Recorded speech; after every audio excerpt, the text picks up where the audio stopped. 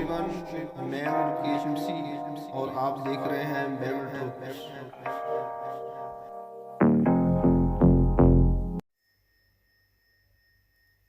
आज का हमारे विषय है 70 वीक्स ऑफ डैनियल। दानियल के 70 सप्ताह। दानियल के 70 सप्ताह क्या हैं, हम बाइबल में देखेंगे।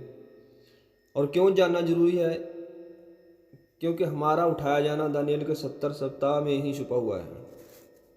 इसलिए हर एक मसीह भाई बहन को ये दानियल के 70 सप्ताह जानना बहुत ज़रूरी है, क्योंकि हमारा उठाया जाना, हमारा रैप्चर, दुल्हन का रैप्चर दानियल के 70 सप्ताह में ही छिपा है। इसको जानना बहुत ज़रूरी है। आज बहुत प्रचार हो रहा है झूठे नबियों द्वारा कि दानियल के 70 सप्ताह ख़त्म हो गए हैं, मगर हम आज खुदा के एक सच्चे नबी के द्वारा देखेंगे।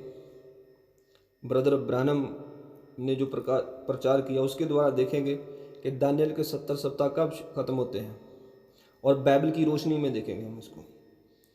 तो आइए पहले पढ़ते हैं दानियल 9। दानियल 9 उसकी 23 आयत को पढ़ते हैं। आइए बाइबल में देखते हैं दानियल 9 की 23।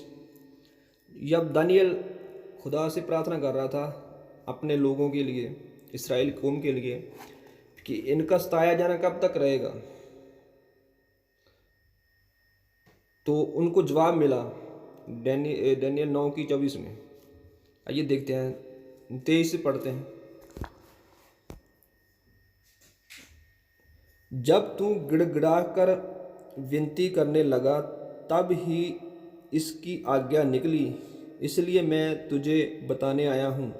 जबराइल आया था, क्योंकि तू अति पवित्र ठहरा है, इसलिए उस विषय को समझ ले और दर्शन की बात का अर्थ जान ले। कौन से दर्शन की? जो 8 में देखा दानियल ने। 24 आयत में क्या लिखा? तेरे लोगों और तेरे पवित्र नगर के लिए 70 सप्ताह ठहराए गए हैं। किन के लिए ठहराए गए हैं 70 सप्ताह? इसराइल कौम के लिए और यरूशलेम शहर के लिए 70 सप्ताह ठहराए गए हैं। तेरे लोगों और तेरे पवित्र नगर के लिए 70 सप्ताह ठहराए गए हैं कि उनके अंत तक, थोड़ा ध्यान देना 24 में, कि उनके अंत तक अपराध का होना बंद हो, नंबर 1। नंबर 2, पापों का अंत हो। नंबर 3, अधर्म का प्रायश्चित हो किया जाए। नंबर 4, जुगा जुग की धार्मिकता प्रकट हो। नंबर 5, दर्शन की बात पर और भविष्यवाणी पर शाप दी जाए। नंबर 6, परम पवित्र स्थान का अभिषेक किया जाए। दानियल को 70 सप्ताह इसलिए दिए हैं कि इनके अंदर ये 6 काम पूरे होंगे जो 24 में लिखे हैं। इसराइल का पाप माफ किया जाएगा, उनका अधर्म दूर किया जाएगा, और अति पवित्र स्थान का अभिषेक किया जाएगा। यानी कि जो हैकल बनेगी दोबारा यरूशलेम में बनने वाली है, उसका अभिषेक होना है। ये सब 70 हफ्तों में होना है दानियल के में। तो आज के झूठे नबी क्या कर रहे हैं, आइए देखते हैं। अभी इनमें से एक काम भी पूरा नहीं हुआ। जो 6 काम दानियल 9 की 24 में लिखे हैं ना, उनमें से एक काम भी पूरा नहीं हुआ। तो अभी दानियल के 70 सप्ताह भी पूरे नहीं हुए, वो मैं दिखाता हूँ आगे आपको। तो आज के झूठे नबी क्या कर रहे हैं, देखिए।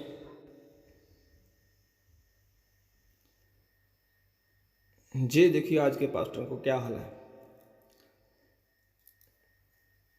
कहाँ ख़त्म कर रहे हैं दानियल के 70 सप्ताह।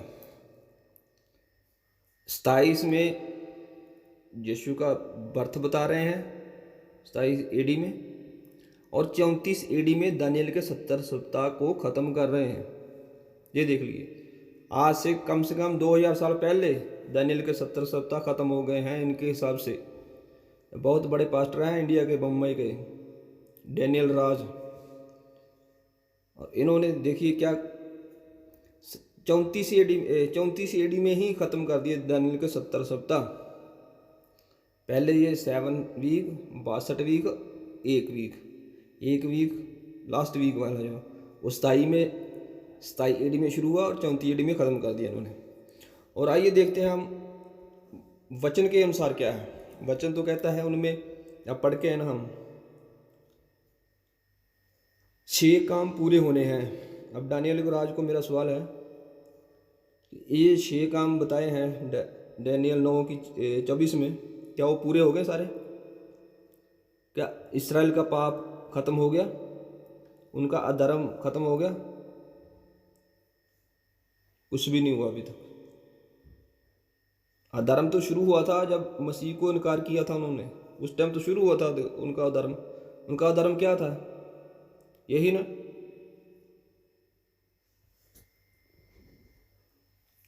कि उन्होंने मसीह का इनकार किया था, यही तो धर्म था उनका। वरना वो सब कुछ करते थे, धर्मी थे वो। अधर्म उनका यही था कि उन्होंने मसीह का इनकार किया था।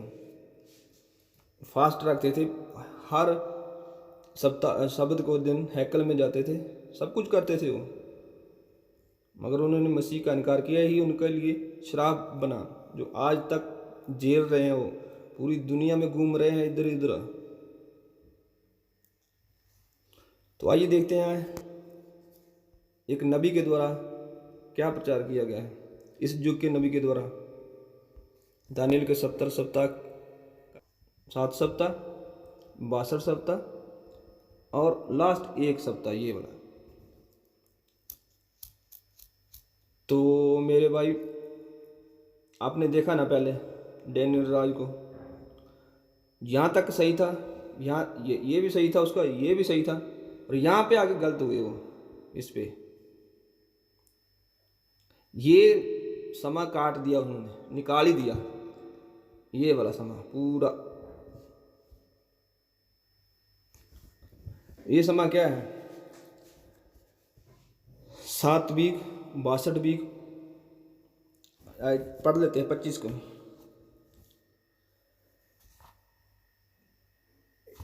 इसलिए जान ले और समझ ले कि यरूशलेम के फिर बसाने की आज्ञा निकलने से लेकर अभिषेकत प्रदान के समय तक 7 सप्ताह बीतेंगे, फिर 62 सप्ताह बीतेंगे।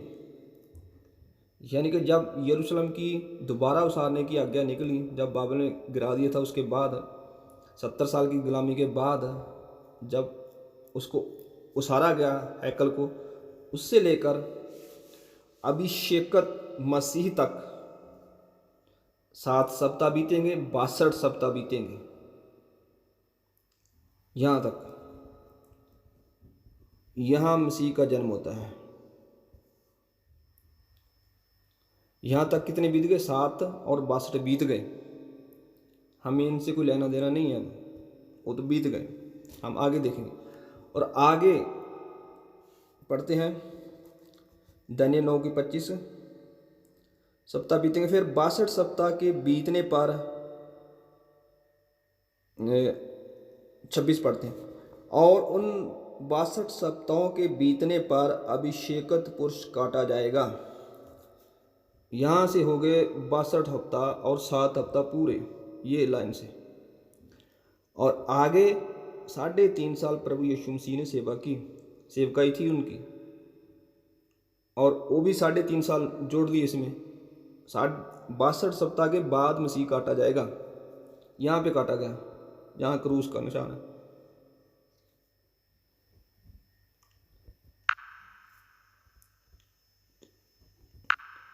यहीं पे काटा जाता मसीह। और यहीं पे अब कितने सप्ताह बीत गए इसराइल के? 7 वो बीत गए, 62 ए बीत गए, और 3.5 आधा हफ्ता यानी कि और बीत गया। और बाकी कितना बचता है 70 सप्ताह के लिए? आधा हफ्ता और बचता है। वो आधा हफ्ता किधर गया?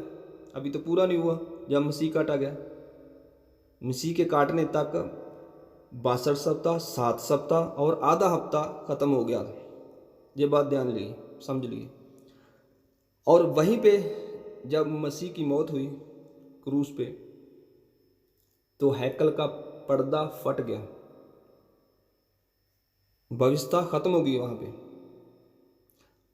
और वहाँ पे ईद पेंतेकुस्ते 40 दिन बाद, ईद पेंतेकुस्ते दिन जब पवित्र आत्मा धरती पे 120 पे उतरा, तो वहाँ एक नवे युग की शुरुआत हुई जिसको बोलते हैं चर्च एज, जेंटाइल टाइम, प्राइकोमो का समय। वहाँ से स्टार्ट हुआ, यहाँ से क्रूस से। और ये लगभग 7 हिस्सों में बांटा गया है इसको भी। आप प्रकाश की पोथी 1 अध्याय पढ़ लेना, 1-2 पढ़ लेना, वहाँ पे इनका जिक्र है।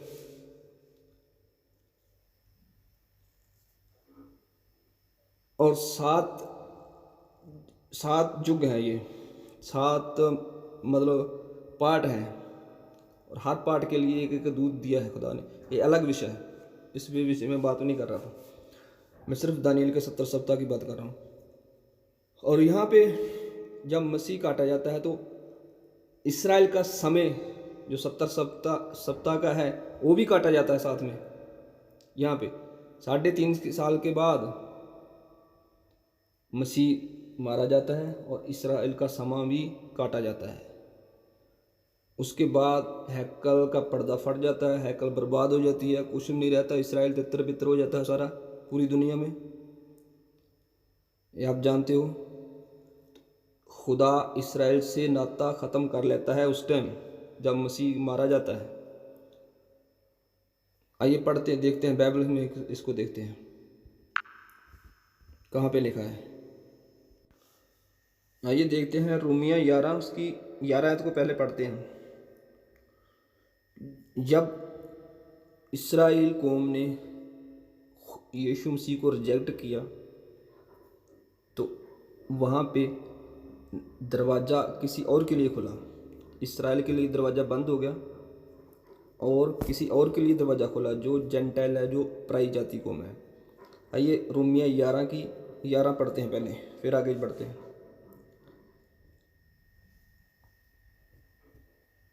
तो मैं कहता हूँ, क्या उन्होंने इसलिए ठोकर खाई कि वह गिर पड़े?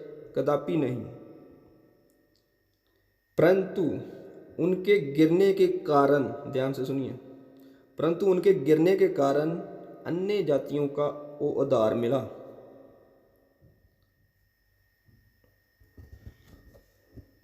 अगर वो ना गिरते तो अन्य जातियों को उद्धार नहीं मिलता भाई।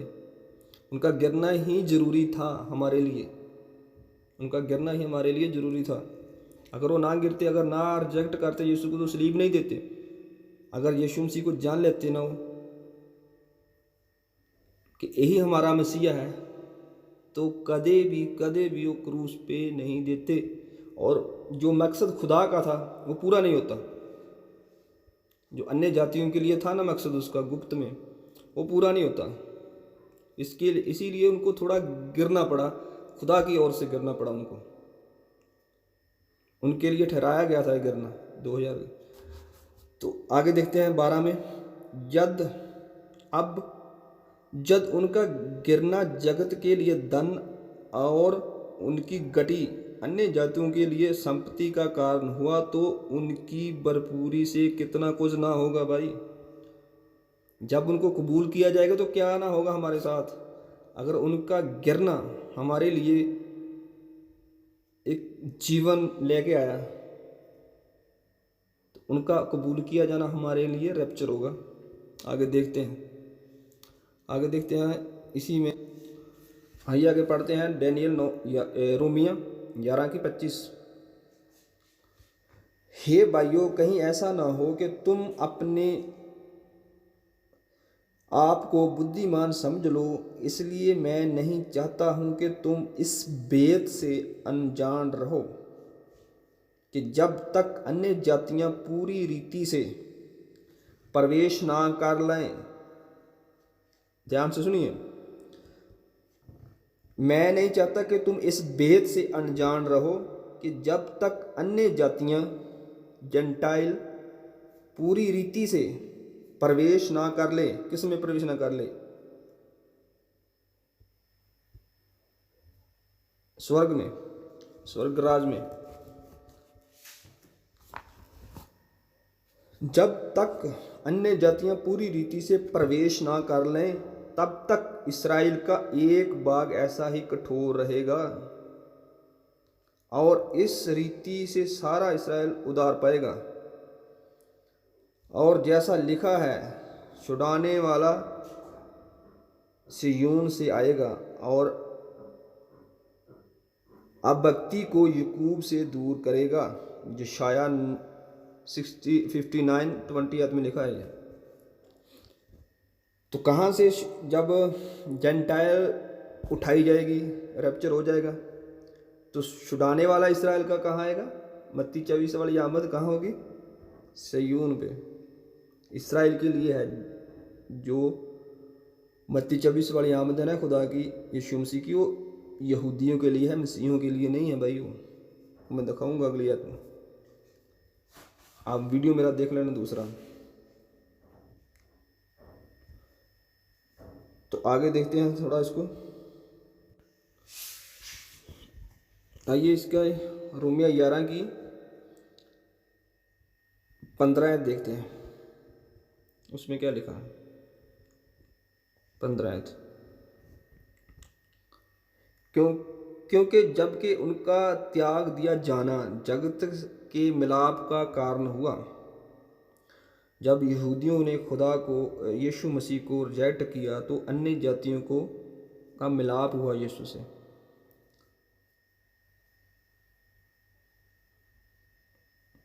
तो क्या उनका ग्रहण किया जाना मरे हुओं से जी उठने के बराबर ना होगा? सुन लीजिए ध्यान से 15 को, 15 को ध्यान से पढ़िए। क्योंकि उनका त्याग दिया जाना जगत के मिलाप का कारण हुआ, अन्य जातियों का मिलाप का कारण हुआ, अन्य जातियों का उद्धार का कारण बना उनका गिरना।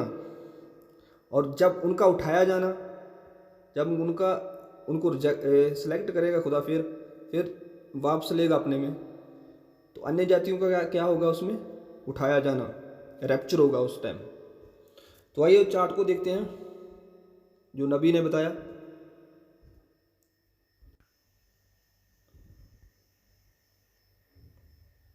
ध्यान से देखिए आप चार्ट को। यहाँ पे इसराइल का समा काटा गया जब प्रभु यीशु मसीह की मौत हुई। उनका समा आधा हफ्ते, 7 सप्ताह, 62 सप्ताह खत्म हो गए, फिर आधा हफ्ता भी खत्म हो गया और बच गया 70 हफ्तों में कितना बचा उनका टाइम? आधा हफ्ता और 3.5 साल और बचे। तो यहाँ पे स्टार्ट हो गया मसीही युग, क्रिश्चियन जिनको बोलते हैं, जेंटाइल टाइम। तो ये चलेगा 2000 साल, तकरीबन 2000 साल चलेगा। आप सोचोगे भाई 2021 हो गया, ख़त्म नहीं हुआ। भाई मेरे ये जो कैलेंडर से 2021 हो गया ना, कैलेंडर ही गलत है आपका। आप बाइबल के कैलेंडर से देखोगे तो 2000 साल नहीं हुए अभी, कैलकुलेट कर लेना। ये 2000 साल का समय है मसीही के लोगों के लिए, जेंटाइल टाइम, पराई जातियों के लिए 2000 साल का समय है इसके बीच। और उनका समय काट दिया गया, यहाँ से उनका समय काट दिया गया। उनको कोई नबी नहीं मिला, 2000 साल हो गए, कोई उनकी कुर्बानी नहीं हुई। जो कुर्बानी चढ़ाते थे ना, वो कुर्बानी बंद है उनकी 2000 साल से। कोई कुर्बानी नहीं हुई, कुछ नहीं हुआ, खुदा ने उनसे बात नहीं की आज तक, उनको त्यागा हुआ है। अब रोमिया 11 बड़े गंभीरता से पढ़ना तो सब पता चल जाएगा। यहाँ स्टार्ट होता है पराई जातियों का समय, जो 2000 साल चलेगा। ये 7 भागों में बांटा गया है। और जब रैप्चर हो जाएगा, यहाँ पे रैप्चर होगा, यहाँ रैप्चर हो जाएगा। उसके बाद उनका आधा हफ्ता जो बाकी रहता है वो शुरू होगा। यहाँ पे रैप्चर हो जाता, उसका आधा जो हिस्सा है, जो आधा हफ्ता रहता है उनका 70 हफ्ता पूरे होने का, वो स्टार्ट हो जाएगा जब रैप्चर हो जाएगा दुल्हन का। तो उसमें एंटी क्राइस्ट प्रकट होगा, उसी के साथ ही मूसा और एलिया यरूशलेम में आएंगे इसराइल को यीशु मसीह का प्रचार करने, और उनको कहेंगे वही यीशु जिसको आपने क्रूस पे मारा था वही आपका मसीहा था, क्योंकि इसराइल कौम नबियों के सिवा किसी की नहीं मानती। इसीलिए 2 नबी आएंगे उनके पास, फिर उनका सामा स्टार्ट हो जाएगा। यहाँ पे 3.5 साल का जो रहता है, इसी में 6 काम जो डैनियल 9:24 में पढ़ गए हैं वो पूरे होंगे। उनका पाप माफ़ किया जाएगा, उनका अधर्म दूर किया जाएगा, और यहीं 3.5 साल में हैकल बनेगी और उसको अभिषेक किया जाएगा। यहाँ ख़त्म होंगे दानियल के 70 सप्ताह यहाँ पे, यानी कि रैप्चर के 3.5 साल बाद जब मसीह दुल्हन का रैप्चर हो जाएगा, उसके 3.5 साल बाद दानियल के 70 सप्ताह खत्म होंगे। और यही 3.5 साल में मसीह विरोधी प्रकट होगा, जो 1 सप्ताह रहेगा। आधे सप्ते तक जब तक एलिया और मूसा रहेंगे तब तक तो शांति की बातें करेगा वो। यरूशलेम हैकल बनने के लिए पूरा इंतज़ाम करेगा वो एंटी क्राइस्ट, क्योंकि उसको बैठना है उसके अंदर। डैनियल 8 पढ़ोगे ना, उसमें साफ साफ लिखा है वो हैकल में बैठेगा, तो जब आधी वाचा काटेगा, उसी पे लिखा 8 पे लिखा है, आधे हफ्ते में अपनी वाचा जो बांधेगा इसराइल साथ, वो काट देगा, और उसके बाद तीसरा वर्ल्ड वार होगा। यहाँ पे